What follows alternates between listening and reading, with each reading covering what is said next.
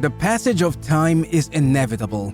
It passes differently for everyone, especially for people who have lived for thousands of years. Frieren is also one such individual. So without further ado, let's dive into the beautiful and intricate world of Frieren, Beyond Journey's End, the anime that has taken the anime world by storm with its stellar character work and enthralling drama. Get ready to explore a fantasy journey like you've never done before with Frieren and her two parties. Let's begin. The hero's party makes a grand return to the capital after defeating the Demon Lord. It includes Himmel, the hero, warrior dwarf Isen, priest Heiter, and the elf mage, Frieren. After all the festivities, they make some memories by watching the meteor shower together. They discuss what they will each be doing once they go their separate ways. Himmel, Heiter, and Isen plan to retire from adventuring and indulge in different activities of their own liking, but Frieren tells them that she will continue her travels in search of new and exciting spells. As her lifespan is far longer than the others, she thinks that the 10 years she spent with the guys on this adventure are quite trivial.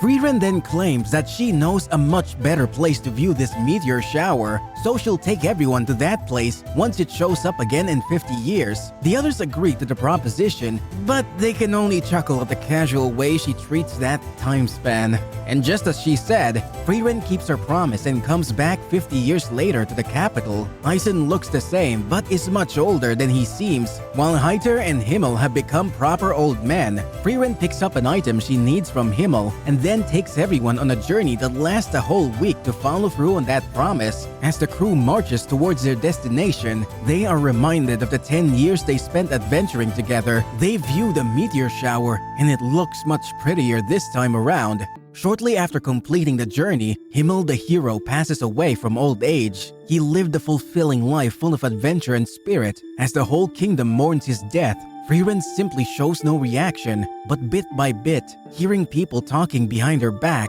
and realizing herself how significant Himmel was to her, she begins to break down. As they are burying him, Frieren bursts into tears and questions herself on the futility of it all. She then decides that she will take more interest in humans now and will get to know them better. And so, time marches on once again as 20 more years pass and she comes back to visit Heiter. She has come to grant him any favor he asks for as he's nearing his death. Heiter has taken in a 9-year-old war orphan named Fern and is taking care of her. He asks Frieren to take Fern with her on her journey, but Frieren refuses as she's just a child and wouldn't survive in the harsh world outside. Heiter then asks for a secondary favor. He asks her to decipher a grimoire that probably contains the secret to extending lifespan, and in her spare time, she can teach Fern some magic as the child is a very talented mage. Frieren agrees to it all, as she has seen Fern's potential as a mage despite her small age. 4 years pass and Fern has been making steady progress in her magic training. However, she's still not quite at the level that Heiter envisioned her to be, and so she diligently keeps training. On the other hand, Frieren is also not done with her research on the lifespan-enhancing grimoire. One day, Heiter comes to visit her and check on the progress, but collapses. He becomes bedridden after that and is now unable to walk. Frieren realizes that Heiter's time is almost up as well, so she speeds up her research in order to save his life. She also asks Fern to put a hold on her training and take care of Heiter before he's no longer here. However, Fern insists that the best thing she can do for Heiter right now is to show him all the progress she has made. She wants to thank him for saving her back then, and the best way to do so is to show him that she can now take care of herself. Frieren understands the reasoning and leaves. Later, she tells Heiter that the grimoire did not reveal anything about immortality or extending lifespans. Heiter alludes to the fact that he already knew that. Frieren realizes that she has been tricked. Heiter then once again asks Frieren to take Fern with her as she will not be a burden anymore. Frieren has no choice but to agree as Fern has now cleared her final hurdle of mastering that spell she has been practicing for so long. Heiter is relieved that Fern made it in time. Fern then devotes all her time to Heiter, and the two of them spend Heiter's last few days sharing numerous memories that Fern will carry with her for the rest of her life. As Heiter dies, Frieren and Fern leave his place and venture forward. Their journey mostly includes helping the common folk for cheap, especially in return for more grimoires. In one of the towns they visit, they see a statue of Himmel the hero. Their task is to clean it up, but Frieren decides to go the extra mile for a dear friend like him and decides to use his favorite flowers for decoration. However, there's one problem. She knows what his favorite flower is, but it has gone extinct in that area, and without seeing it at least once, she cannot create it. And so, a long and hard research project begins as the two of them search for Himmel's favorite flowers. After 6 months and no clue about the flower, Fern gets frustrated with Frieren as she has been spending their time carelessly, even though time is a limited source for Fern. But as they are about to give up, Frieren remembers how Himmel used to love this spell of hers. As she's swept up in these memories, a rodent seed leads her to a small garden of Himmel's favorite flowers. She burns the flowers in her memories and creates a field of the same flowers around Himmel's statue as a way to honor his memory. Seeing how it all turned out beautifully, Fern realizes that passion for anything may not be such a bad thing after all. As the journey of our two girls continues, they arrive at the town to restock their reserves. Frieren suggests that they split up to shop more efficiently, but Fern suspects some fishy business and follows her everywhere she goes. Frieren visits various shops, but still isn't able to pick out anything. Turns out, Frieren has actually been looking for a present for Fern's birthday as she regrets not knowing enough about her companions. As the two of them eventually find the perfect present for Fern, Fern is happy that Frieren is trying to learn more about her. The following day, they continue their journey and stop in a forest for some defense magic lessons. Frieren tells her that defensive magic is crucial, however, it consumes too much mana, especially if it's cast over a large area. So, the best mode to use it is to cast it in a precise area of impact. Their training ends and they keep on traveling until they arrive at the village. Upon arriving, an elderly man recognized her and asked if she was there to see the place where Qual, the demon of corruption, was sealed. Frieren asks where he learned that information. The old man replies that Himmel would visit the village annually to check on the condition of the seal. Himmel also said that when the seal is near its breaking point, Frieren will return to take care of it. Frieren inspects the statue and confirms that it is indeed time to take care of it. The next day, Frieren dispels the seal and prepares herself for a fight. Qual uses his mage-killing spell, Zoltrak, which previously defeated Himmel and the others. Qual was too strong for them to kill that time, and that's why he was sealed here in the first place. Upon Frieren's instruction, Fern blocks Zoltrak with ordinary defensive magic. Fern is surprised as Zoltrak is exactly like the ordinary offensive magic that mages use these days. Frieren explains that in the 80 years that Qual has been sealed, humanity has studied and developed countermeasures for Zoltrak. Qual analyzes the situation and finds the mana overusage loophole in the defensive magic as he fires a series of spells, overwhelming Fern. Frieren releases her own version of Zoltrak and kills Quad in one shot as Frieren notices that the old man is none other than the little boy she met the last time she was here. She gets fond memories of Himmel and starts reminiscing about the good old days. Their travels bring Frieren and Fern to a town near the coast trashed with shipwrecks. The village elders request their help in exchange for a grimoire written by the legendary mage, Flamma. Frieren accepts the job, fully aware that the grimoire is a fake one. The girls work tirelessly for 3 months until the beach is crystal clear. They clear it up just in time for the village festival. It's a tradition at this time of the year to watch the morning sun reflect on the blue sea. Frieren doesn't like waking up early for merely a sunrise, as she didn't do so earlier with Himmel and the others either. But lingering regrets and consistent pestering from Fern convince her to wake up and watch the sunrise. While watching, she realizes the feelings inside her and finally gets why Himmel and the others wanted her to watch it with them all those years back. The two of them then take their leave from that town and meet up with Eisen. He's surprised to see that Frieren has now taken an apprentice. She then asks if there's anything they could do to help him, just like she did with Heiter. Eisen tells her that it's not time for him to die yet, but he would still like that favor. He takes them to a forest called Vol Basin to look for the notes of Flamma. Frieren says that any writing attributed to Flamma is fake. Aizen reassures her that the lead he has, thanks to Heiter's research, is promising. They keep searching but are unable to find anything for a while. Aizen then asks Frieren if she remembers where they could be since she used to roam this forest a long time ago. She then suggests that they should look for a giant tree. In this large forest, that will be a long and difficult task, but that won't be a problem since she has all the time in the world. However, Frieren says they have to look fast because she's wasting Fern's time here as well. Aizen is surprised at the change in Frieren's behavior towards others and their time. Frieren attributes it to the fact that Fern is the strongest anime character when she's angry. The three of them continue their search for the tree and spend several days exploring and making memories. One day, Fern spots a possible large tree and quickly informs Frieren of its location. As Aizen and Frieren make their way toward the tree, she asks why he's looking for the notes of Flamma in the first place. Aizen tells her that he's doing it for her. He feels sorry for the fact that she has some unsaid things to Himmel. At the time of his death, Frieren wished that she should have got to know him better, and because of that, Aizen thought that she should tell Himmel herself.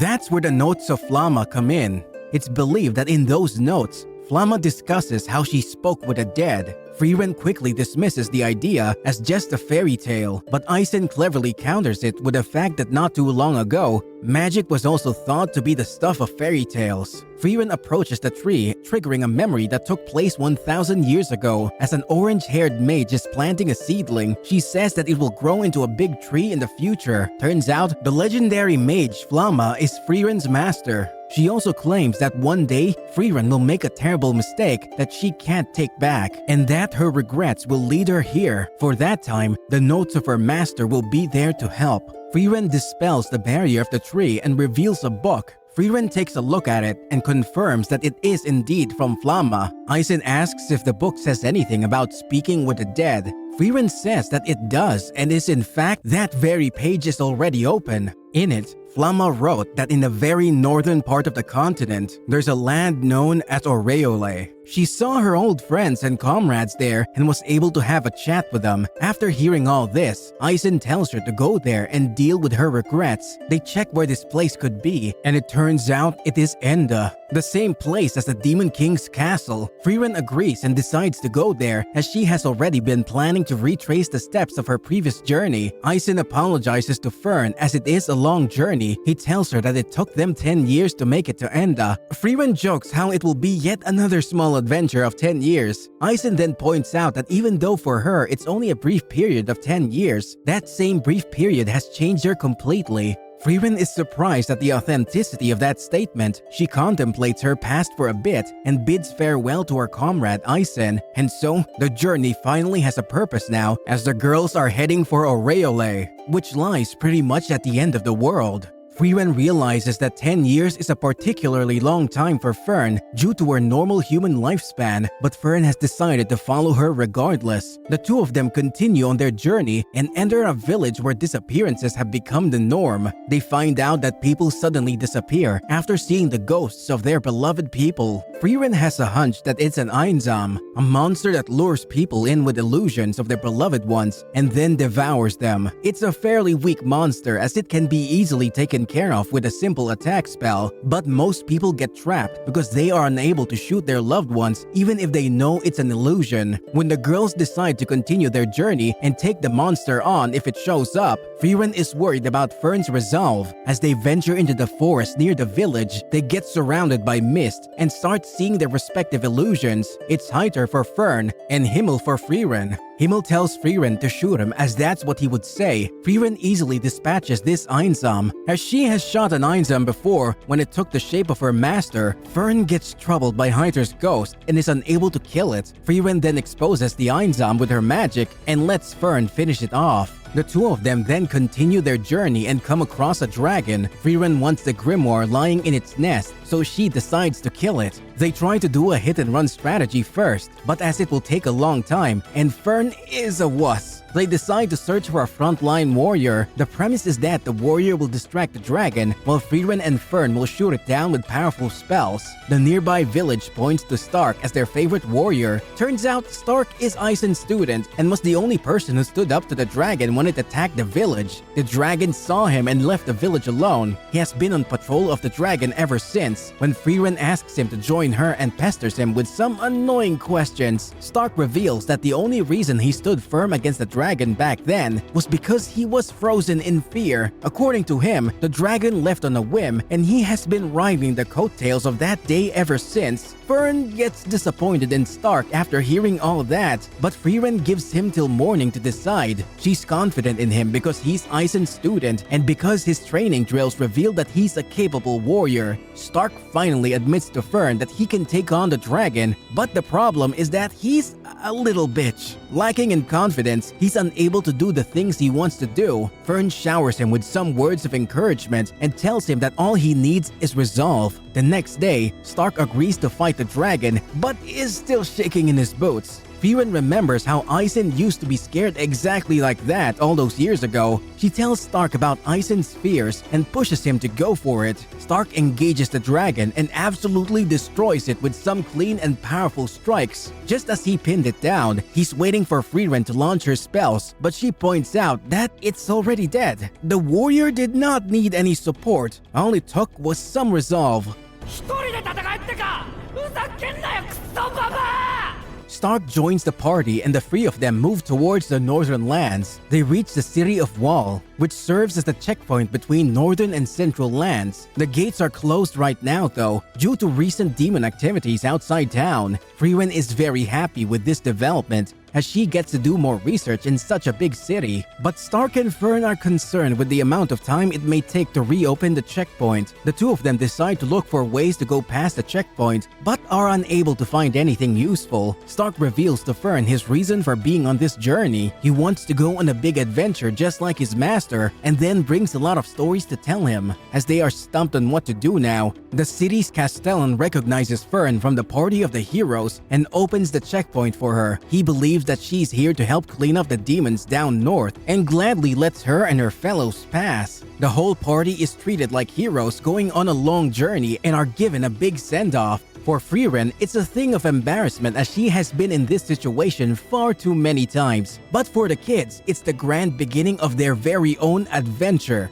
The trio continues their travel towards Aureole. Frieren explains that it has been a long time since she has seen anyone of her kind. She tells the others that elves don't specifically have any desire to reproduce due to having such long lifespans. They all pass by a village afterwards and see yet another statue of the heroes' party. The village is celebrating Liberation Day in honor of Himmel and the others. The statues turn back the wheel of time for Frieren as she remembers asking Himmel why he was so intent on making statues of himself and the others. Himmel claimed that the flow of time continues and people turn into memories. He wants to leave his mark on the world to tell the world that he and his party were not fairy tales. He gives Frieren the task of telling everyone their stories and reminding them not to think of their party as mere fairy tales. The trio then heads to another city and immediately gets in trouble as Frieren spots some demons roaming freely. She immediately leaps at them and begins her attack. However, the city guards immediately arrive at the scene and arrest her for attacking the envoys that have come to negotiate for peace.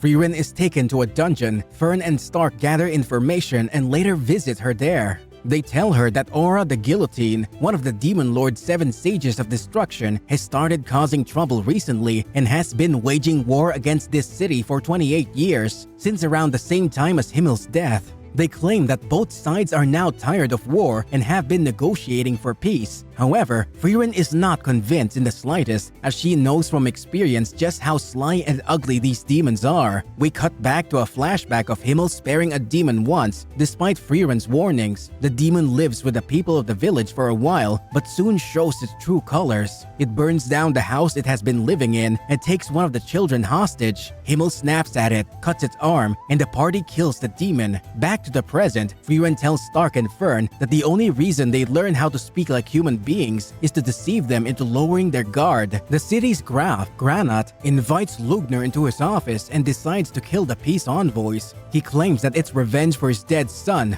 but Lugner, the leader of the envoys, talks him out of him by mentioning the death of his own father. Lugner lowers his weapons and decides to let the peace talks continue. Once he leaves, Lugner laughs and claims that he doesn't even know what a father is. And so, just as Frieren had predicted it, the demons are only there to lower the barrier around the city. It's a barrier made by the legendary mage, Flamma, and has been the only thing standing between the city and Aura's forces. The demons decide that they must be cautious of Frieren, but Drat, one of the lackeys, is a man of action. He heads to the dungeon to take care of Frieren once and for all. However, Frieren simply tells him that she's strong. Upon being asked how strong, Frieren claims that she is stronger than Aura herself.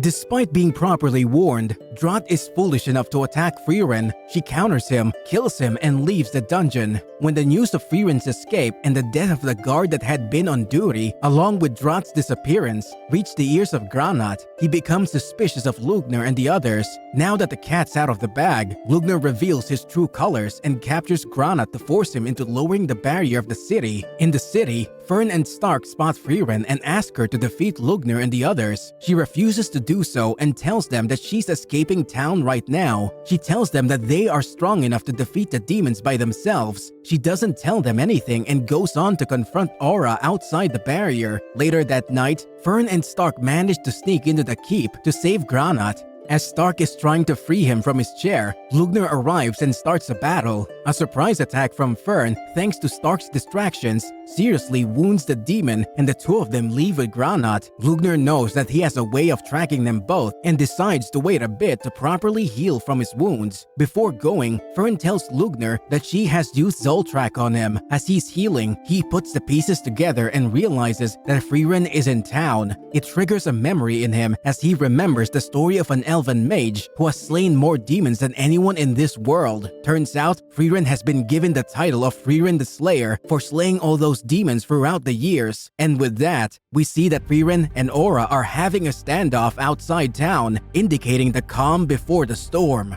We cut to Frieren and Stark as they have managed to safely escort Granat to the town church. He tells them that Aura is nigh impossible to beat as she has been alive for hundreds of years and has a massive mana pool. And to make the fight truly impossible, she possesses a magic artifact called the Scales of Obedience. The scales measure the mana of her opponents and her, and then give full control of the other person to the one with more mana. And with that, she has created an army of undead soldiers who she has defeated one by one. The only workaround to defeating her is simply overwhelming her mana, which is impossible for any human to do. We then cut to Frieren as she's fighting Aura's puppets. She takes good care of the puppets as she knows they are human soldiers. This is confusing for Aura as she knows Frieren has more efficient and violent ways to take care of these puppets. Turns out, Himmel didn't like when she handled these soldiers with cruelty all those years back, and she wants to honor that memory. Aura makes an apathetic remark about Himmel, and Frieren understands in that moment that she's just like every other demon, a beast that simply deserves death.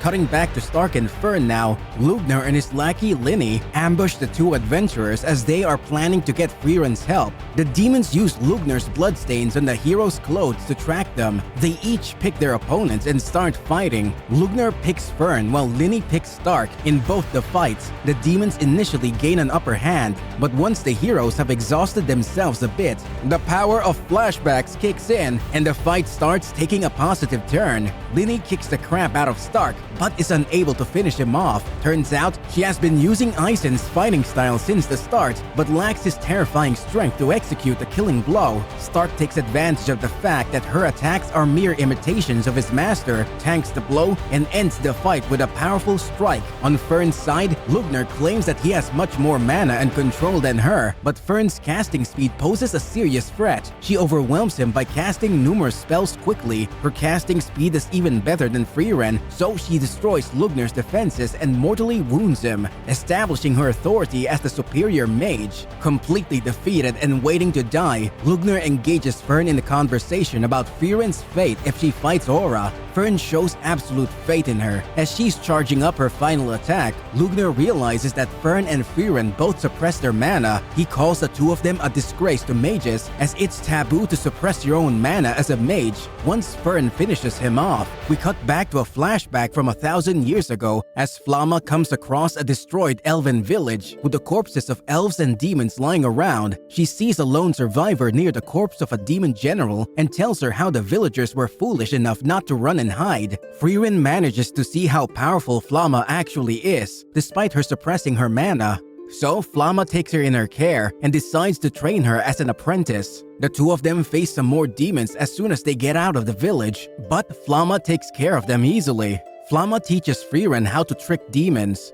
She tells her that the demons would never suppress their mana as they take pride in it. So, by suppressing her mana throughout her life, she'll be able to trick any incoming demon and lure him into a false sense of security around her. This will allow her to kill the demon without any casualties. Flamma's last instruction is for Frieren to live long, keep suppressing her mana, and kill the Demon King one day. We go 1,000 years into the future where Himmel and his party come to recruit Frieren. She tries to brush them off, but Himmel somehow senses Frieren's true strength, just like she did with Flamma, and decides to join their party. We cut back to the present where Aura confidently pulls out her scales of obedience in hopes of ending the fight easily, but once their mana is put on the scale, Frieren absolutely overpowers her with the sheer amount of her near-limitless mana. The scales tip in Frieren's favor and give her control over Aura. She orders her to kill herself and ends the fight, freeing the suffering soldiers from their pain and agony and letting them finally rest in peace. Now that the action is finally over, Frieren and the others pay their respects to all the fallen soldiers for their bravery and suffering. After that, they join Granat and enjoy his hospitality to its fullest. After that, the crew decides to continue on their long journey, but they have to make a stop at Oberst, the land of magic. Turns out, the rules have changed now, and you require a first-class mage certification to cross the Northern Plateau. Fern reveals that she already has a third-class mage certification, while Frieren has no proof to show how powerful she is. And so, with a new pit stop in mind, the party finally continues their journey. But just as all journeys come with their fair share of problems, Frieren and her party get trapped in a strong blizzard at the foot of Schwer Mountain. Stark falls unconscious under the immense cold, and this turns into an emergency. Thankfully, they find an emergency cabin nearby and rush there. Turns out, there's an elven monk named Kraft already living there. They have a weird first encounter as Kraft is half naked when they first open the door, but the four of them spend 6 months together in that cabin after they rescue Stark from his hypothermia.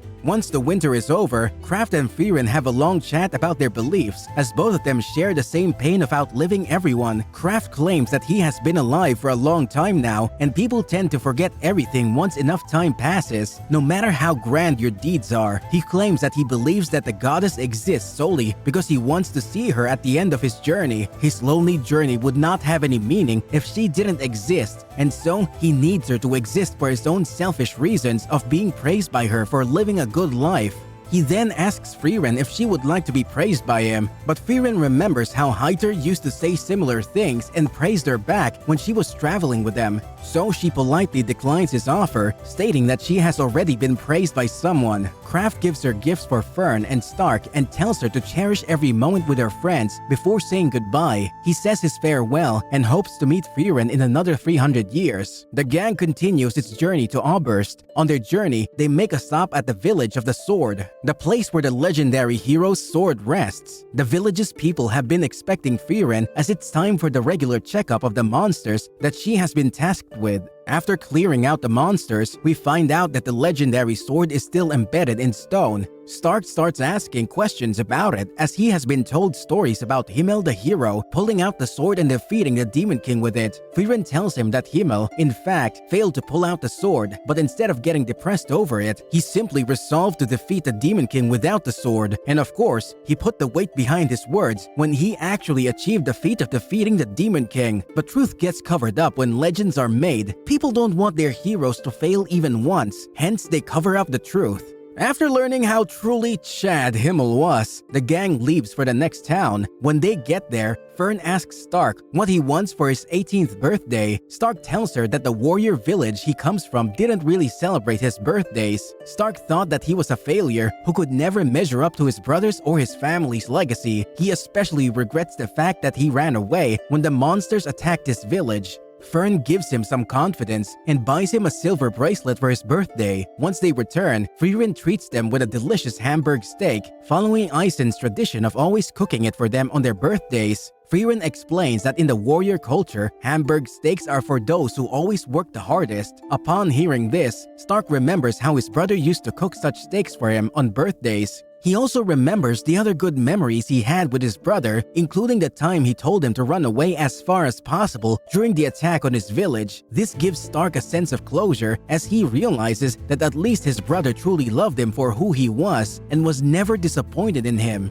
Frieren and the others continue their journey. They encounter Sane, a local priest who's sinking in the swamp. They help him out of there and go back to traveling on their merry way. Later, Stark gets bitten by a venomous creature and needs immediate treatment. The gang visits a local church for his treatment, but the priest is unable to cure Stark. He claims that it's deadly, but he can't say anything for sure until his younger brother takes a look at it. The younger brother turns out to be Sane. He has a knack for healing magic and cures Stark's poison right away. After that, Sane's brother reveals how he was passionate about adventuring so much back when he was young. But over time, he has lost that spark. He asks Frieren if she would be willing to take him with her on an adventure. Turns out, Sane had already turned down an invitation from his best friend 10 years ago, so there was very little chance that he'd accept one now. But Frieren still wants to try, as he reminds her of herself before Himmel recruited her. She definitely loved her adventure with Himmel and the others and wants Sane to experience such a thing as well. She tries her best to convince Sane to come, even trying some seductive measures.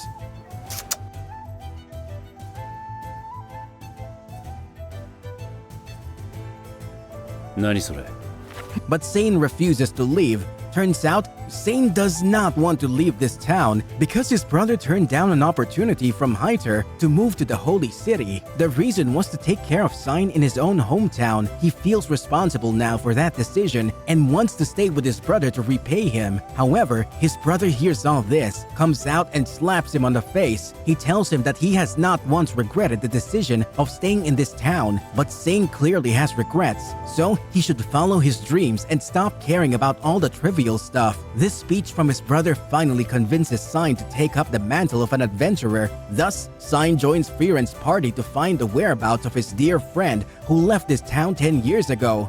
And so, with a new addition to Frieren's party, we'll cover the rest of their adventures in part 2. So, stay tuned and thanks for watching. See you all in the next video. Peace!